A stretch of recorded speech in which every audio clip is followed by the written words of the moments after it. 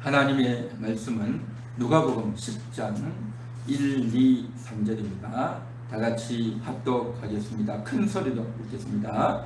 그 후에 주께서 따로 70인을 세우사 친히 가시려는 각 동네와 각 지역으로 둘씩 앞서 보내시며 이르시되 추수할 것은 많되 일꾼이 적으니 그러므로 추수하는 주인에게 청하여 추수할 일꾼들을 보내주소서 하라. 갈지어다 내가 너희를 보내니 어린 양을 이리 가운데로 보냄과 같도다. 아멘. 오늘 본문에서 예수님께서 70인의 제자들을 보내고 계십니다. 1절에 보니까 그 후에라고 말하고 있습니다. 이 그 후에라고 하는 것은 12제자를 먼저 보내셨어요.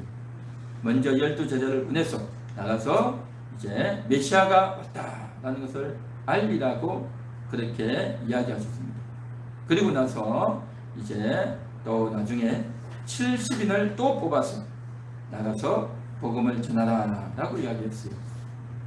이스라엘 사람들은 저들이 이제 양을 잡아서 염소와 소를 잡아서 제사를 드렸어요.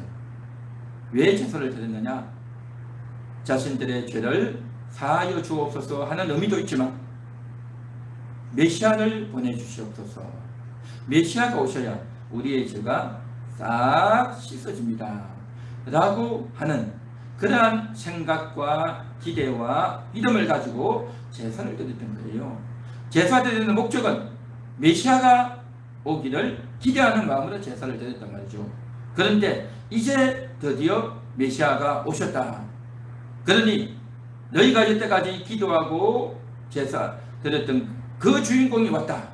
그 예수에게 나오라 라고 전해라는 거죠. 그래서 70인을 예수님이 보내주고 있다라는 것입니다. 구약 시대를 살았던 이스라엘 백성들은 제사를 드렸지만 그러나 실제로 죄가 씻겨진 것은 아니었어요. 자기가 잘못했고 혹은 남을 살인하고 도적질하고 거짓말하고 온갖 죄를 지었지 않겠습니까? 그랬는데 실제는 그 죄가 씻겨지지 않아요. 그러니까 양심으로는 그 죄가 남아있는 겁니다. 이게 무슨 말이냐 하면 우리의 학교에서 혹은 우리의 집에서 내가 거짓말을 했어요. 내가 남의 돈을 훔쳤어요. 그런데 깜짝같이 훔쳤어요. 아무도 몰라. 그래도 몰라. 엄마도 모르고 남편도 모르고 아내도 몰라요. 그냥 넘어갔어요. 그러나 본인은 알잖아요. 그렇죠? 그와 같은 죄책감이 늘 남아있는 겁니다. 그리고 이 세상에서는 자기가 남을 혹은 살인하고 강간하고 도적질해서 잡히질 않았어. 잡히질 않으니까 아무리 경찰이 찾으려고 해도 못 잡았어. 그러면 그 사람은요 그냥 넘어가는 거예요. 그냥. 그렇죠.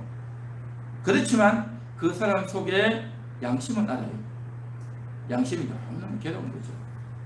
그런데 죄라는 것이 그렇게 큰 죄만 있는 게 아니라 사회화되는 감옥에 가는 죄뿐만 아니라 내가 말로 남을 상처주고 남을 못살게 굴고 또 남을 때리고 이렇게 못된 짓을 하고 살아가는 사람들이 얼마나 많냐 말이죠. 그 속에 다 양심의 가책이 되어 있어요. 양심의 가책이 되어 있어요. 여러분 주변에 보십시오. 큰 소리치고 화를 내고 성질을 잘 부리는 사람 있죠. 왜 그런 줄 아십니까? 양심이 가책이 돼서 그런 거예요. 자기가 잘못해놓고도 남에게 뒤집어 씌우는 거예요. 겉으로는 상대방에게 성질을 내지만 사실은 자기 속에 양심이 가책이 되는 겁니다. 양심이 가책이 돼요. 또 어떤 사람은 말을 하지 않고 꼭꼭 숨겨두는 사람이 있어요. 그래서 자기가 상처받았다고 하거든요. 물론 상처받은 측면도 있지만 그러나 그 사람 속에도 역시 마찬가지로 잘못된 생각과 교만함과 이기심과 욕심이 다 있어요. 그걸 아닌 척하고 다 감추어두고 있죠. 모든 사람 속에는 이와 같이 잘못한 죄의 씨가 숨어 있어. 그것이 죄라는 것을 모르고 있을 뿐인 거예요. 그래서 그 죄의 씨로 인해 가지고 우울하고 정신병에 걸리고 또 그걸로 인해 가지고 이제 힘들게 살아가는 겁니다. 어떤 사람은 그것을 적극적으로 표출하는 사람, 그것을 꽁꽁 감추는 사람, 두 종류의 성향으로 나타나지만 결국 그 죄로 인해서 다 고통하고 신음하고 있는 겁니다. 그러한 자들에게 예수님은 오늘날 여러분들을 보내고 계시다라는 것입니다. 70인의 제자들만 2000년 전에 보낸 것이 아니라 오늘날에도 가라 라고 보내고 계십니다. 예수님께서 3절에 보면 갈지어다 라고 말씀하시지 않습니까? 주님의 말씀을 듣고 한번 가보시기를 바랍니다. 할렐루야. 가는 겁니다. 주님 말씀 듣고 가는 겁니다. 한번 따라해 볼까요? 가겠습니다. 주님 말씀대로 가겠습니다. 전도하러 가겠습니다. 할렐루야. 그렇습니다. 가는 겁니다. 늘 이야기했듯이 여태까지는 그냥 우리 집에 가고 가니까 사람들을 만나고 또 일하러 가고 돈 벌러 가고 사람 만나러 가고 차 마시고 밥도 먹고 다 하잖아요.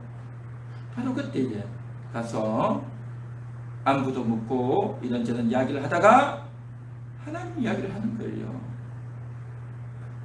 우리가 간다는 것이 어디 저 멀리 가고 어디 저 해외로 가야만 선교사가 되고 목사가 되어야만 가는 게 아니에요.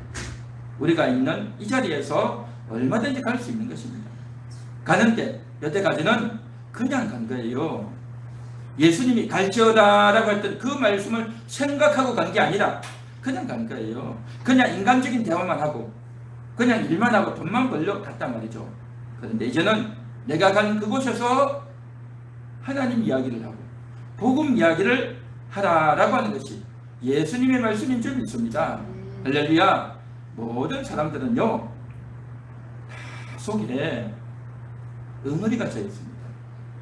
모든 사람들은 속에 다 응어리가 있고 고통이 있어요. 뿐만 아니라 모든 사람들은 그 속에 다 죄가 있어요. 잘못한 게 다 있단 말이죠. 잘못한 게 있어.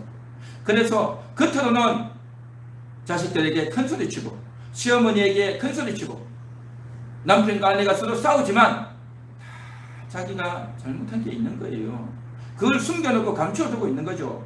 내가 그 이야기를 했다가는 상대방에게 이제 후가 끼어가지고 내가 큰소리 못 치니까 그건 아니다라고 하면서 그래서 그건 이야기하지 않고 자기 잘못을 이야기하지 않고 어쨌든 큰 소리만 치려고 하는 그러한 사람들이다 말이죠. 그러한 자들에게 이제 찾아가는 겁니다. 그렇게 찾아가서 메시아가 오셨다라고 하는 겁니다. 예수님이 오셨다라고 이야기한단 말이죠. 그 예수님이 어떤 예수님이냐? 그 예수님이 당신을 위해서 죽어주셨다라는 것을 이야기하는 겁니다. 그 예수님이 어떤 분인지에 대해서 그 상대방에 따라서 조금씩 이야기하는 강조점이 좀 달라질 수는 있겠죠. 달라질 수는 있겠지만 가장 우리가 최근에 나누었던 이야기 중에 하나가 바로 이것 아니겠습니까? 하나님이 당신을 보배롭게 여깁니다. 하나님이 당신을 존귀하게 여깁니다. 하나님이 당신을 사랑하십니다 하는 이 메시지를 전해주는 겁니다. 할렐루야. 이 세상에서 살아가는 사람들은요 자신의 존재가 어떤 존재인지를 몰라요. 나의 정체성이 어떤 정체인지를 알지를 못한단 말이죠. 그래서 그러한 자들에게 찾아가서 일러줘야 되는 것입니다. 당신은 보배롭고 존귀하고 사랑스러운 존재입니다. 이 이야기를 해줘야 돼요. 이 이야기를. 이것은요 너무너무 중요한 이야기입니다. 사람들은 되게 인간에 대해서 자기 자신에 대해서 생각하기를 어떻게 생각하냐? 남자냐 여자냐? 내 고향이 어디냐? 내 나이가 어디냐? 내가 학교는 어디 나왔냐? 우리 자녀들은 지금 어디 가서 무슨 일을 하고 있냐? 가족관계는 어떠냐? 돈은 많이 벌었냐? 적게 벌었냐? 또 몸은 아프냐? 무슨 병이 있냐? 주로 그런 이야기 아니겠습니까? 그렇죠. 그래가지고 이제 내가 어디 좋은 병원 가서 몸이 낫다. 우리 자식이 어떻게 해가지고 좋은 회사 들어가서 이제 보너스를 갖다 수백만 원 탔다. 뭐 그런 이야기 하면 기분이 좋아가지고 신이 나죠. 그런데 남들은 그렇게 잘 되는데 우리 자식은 안 되고, 남들은 이렇게 신나게 잘 행복하게 사는 것 같은데 우리는 이렇게 병들고 아프고 고통스럽다 라고 하는 자괴감 때문에, 남들과 비교해서 내가 더 못하다 라고 하는 그 생각 때문에 화가 나고 짜증이 나서 상대방에 대해서 좋지 못한 이야기들을 하면서 그렇게 산단 말이죠. 그러한 자들에게 우리가 찾아가서 일러줘야 될 말은 뭐냐? 당신은 보배로운 자입니다 라고 일러준단 말이죠. 여태까지 그 사람은 자기를 어떻게 생각하냐? 나는 학교도 제대로 나오지 못했고, 대학도 제대로 나오지 못했고, 많이 아는 것도 없고, 돈을 많이 벌어놓은 것도 없고, 내가 내까지 게 무슨 보배로운 자야 라고 생각을 하고 살고 있단 말이죠. 아닙니다. 당신은 보배로운 자입니다. 그렇게 일러주는 겁니다. 보배가 뭡니까? 우리가 손에 금반지를 하듯이, 목걸이를 이제 하듯이, 그죠? 팔찌를 하듯이, 그 보배, 그 금, 그 다이아를 가지고 이제 목에, 손가락에, 팔찌에 하면 얼마나 좋습니까?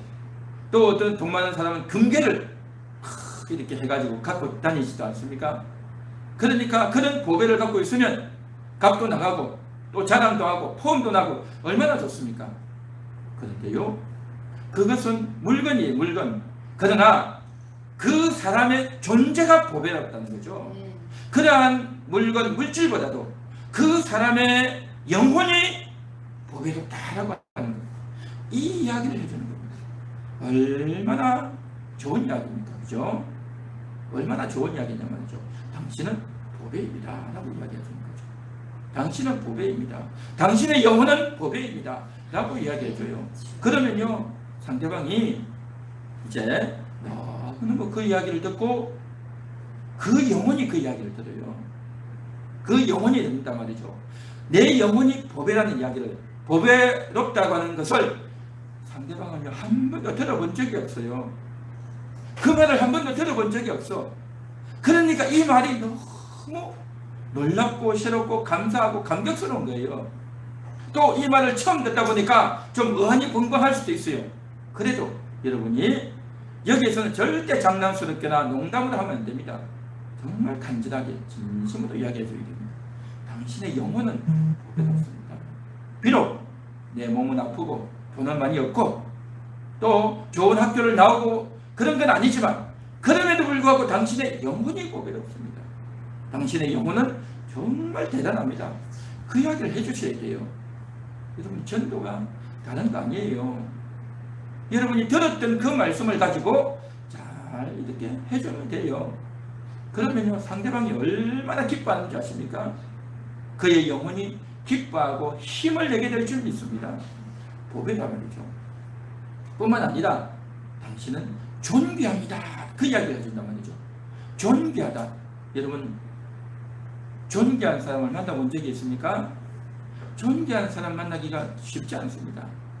우리는 옛날에 우리 학교 선생님이나, 그죠? 아니면 선배나 주변에 있는 사람들 정말 이제 인물도 정말 잘나고 돈도 좀 있고 똑똑하고 거기다가 너무 착하고 또 남을 배려하고 남에게 도와줄 줄 아는 그런 사람을 보면 어떻습니까? 저 사람은 존귀하다, 그런 표현을 쓸 수 있을 거예요. 그런데 그런 사람이 잘 없어요. 그렇지 않습니까? 존귀한 사람이 우리 주변에 잘 없습니다. 그런데 정말 존귀한 자가 누구겠습니까? 그 사람이 정말 훌륭하다, 멋있다라고 했는데 알고 보면 정말 안 좋은 구석이 있고 내가 몰랐던 그러한 이제 죄가 가려져 있었고, 그걸 알게 되면 존귀하다는 생각이 싹 달아나버리죠. 그렇죠? 그런데 정말 존귀한 분이 누구겠습니까?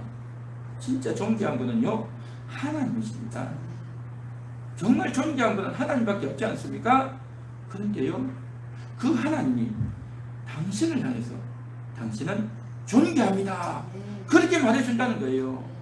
하나님이 당신을 존귀한 분으로 본다라는 거죠.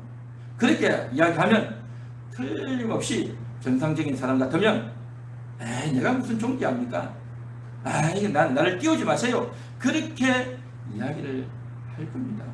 당연합니다. 정상적인 사람은 그런 말을 하는 겁니다. 그런데 이 말귀를 좀 잘 못 알아듣는 사람은 당신은 존귀합니다 하면 그냥 가만히 듣고 있어요. 이거는 아주 교만하거나 아주 좀 말귀를 잘 못 알아듣는 사람은 그렇게 듣고 있는 거예요. 그런데 말을 정상적으로 듣는 사람은 아이고 나를 그렇게 너무 과하게 하지 마세요. 나를 그렇게 과하게 칭찬하지 마세요. 그렇게 말할 거예요. 그때에 해줘야 되는 겁니다. 저는 지금 농담하는 게 아니고 당신 너 기분 좋으라고 하는 말이 아닙니다. 그렇게 해주셔야 돼요. 지금 이 말은 내가 하는 말이 아니고 하나님이 하신 말씀이에요. 그렇게 이야기해 주셔야 돼요. 하나님이 하신 말씀입니다. 네? 하나님이 했다고요? 성경에 나와 있어요. 그걸 이야기해 줘야 돼요. 그러면 성경에서 네가 내 눈에 하나님의 눈에 보배롭고 존귀하다. 그렇게 성경이 되어 있어요. 그걸 이야기해 주는 겁니다. 성경을 가져갔으면 찾아서 읽어주지만 성경을 안 가져갔으면 굳이 찾아줄 필요는 없어요. 성경에 있다고만 해도 돼요. 그렇게 이야기해 주면요 상대방은요 깜짝 놀랍니다. 왜냐하면 이런 이야기 전에 한 번도 들어본 적이 없고 하나님이 나 같은 자를 이렇게 존귀하게 봐준다는 것이 정말 감당할 수 없는 너무나도 감격스럽고 미안하고 몸둘 바를 모르는 그런 말씀입니다. 이 이야기를 딱 들으면요 그 상대방이 여러분을 새롭게 볼 것입니다. 여러분을 새롭게 볼 것입니다. 야, 저 사람 말이야 맨날 파자마만 입고 다니고 맨날 길거리 왔다 갔다 하는 줄 알았는데 농담이나 하고 또 이런저런 이야기만 하는 줄 알았는데 야, 저 사람 말하는 거 보니까 너무 다르구나. 그걸 느끼게 될 것입니다. 사랑하는 성도 여러분, 전도는 다른 게 아닙니다. 여러분이 들었던 말씀을 그대로 전해주는 겁니다. 그래서 그 상대방에게 찾아가셔서 처음에는 이런저런 이야기도 하고 가족 이야기도 하고 잡담도 하고 여러 가지 이야기를 하겠지만 그러나 이제 그 사람의 존재에 대해서 이야기해 주는 겁니다. 당신이 어떤 존재인지 아십니까? 당신은 보배로운 존재입니다. 당신은 존귀한 자입니다. 당신은 하나님이 사랑하시는 자입니다. 이 이야기를 해주시기 바랍니다. 할렐루야.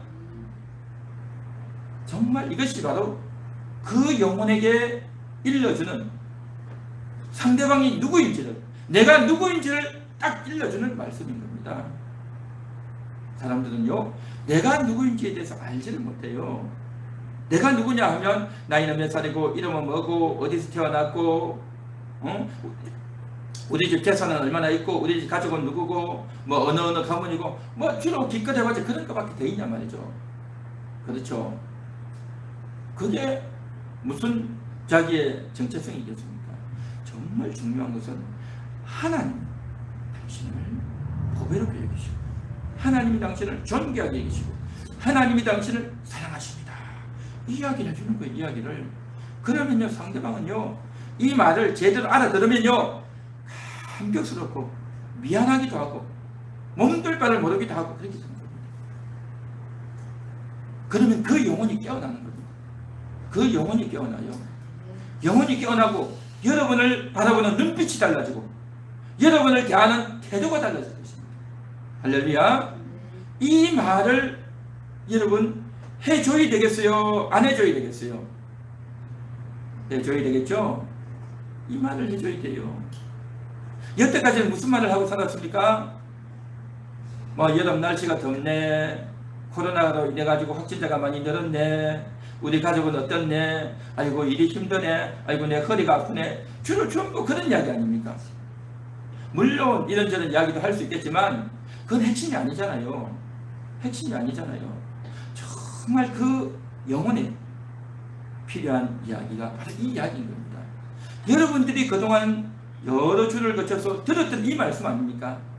여러분이 이 말을 들을 때에 여러분의 영혼이 감사하고 감격하고 몸둘 바를 모르는 그러한 심정 아니었겠습니까? 할렐루야. 여러분이 이 말씀을 기쁘게 듣고 감사하게 들었다면 나만 듣고 있을 게 아니라 그걸 알려줘야 돼요. 그걸 알려줘야 돼요. 그래서 이것을 여러분들이 가서 알려줘야 됩니다. 누차 이야기했지만 내가 누구에게 갈까? 무슨 말을 할까? 바로 이건 겁니다. 여러분이 누구에게 갈지를 기도하면서 생각하고 내가 무슨 말을 할까? 이야기를 하는데 이야기를 그 이야기를 하게 되면 상대방이 얼마나 기뻐할지 모르는 겁니다. 저는 하나님의 종으로 여러분들에게 이야기를 하는 거고 이 말을 들은 여러분들은 이제 여러분의 가정에 직장에 여러분들이 아는 사람에게 찾아가서 이 이야기를 해주는 겁니다. 그래서 여러분이 기도하셔야 되는 겁니다. 기도하셔야 돼요. 하나님 내가 누구에게 갑니까? 하나님 내가 무슨 말을 해야 됩니까? 하나님 나에게 지혜를 주세요. 하나님 나에게 용기를 주세요. 하나님 내가 말을 잘할 수 있도록 성령으로 충만하게 내 입술을 지켜주시고 붙들어 주세요 라고 기도하고 가야 될 줄로 믿습니다. 할렐루야. 그리할 때 하나님이 함께 하시고 하나님이 역사하시고 놀라운 일들이 일어나게 될 줄로 믿습니다. 할렐루야.